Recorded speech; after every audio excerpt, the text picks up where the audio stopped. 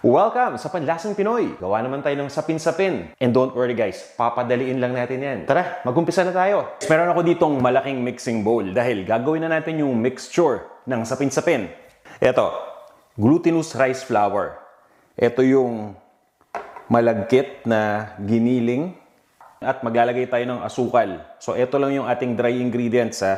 Ang gamit ko ay asukal na puti, pero feel free na gumamit ng brown sugar kung gusto ninyo. Tapos, wire whisk lang yan. Konting halo-halo. Yan. At eto na. Gagamit tayo dito ng gata. Ito yung regular na coconut milk lang ha. Ang katumbas nito ay 2 cups ng coconut milk. Tapos, isang lata ng kondensada.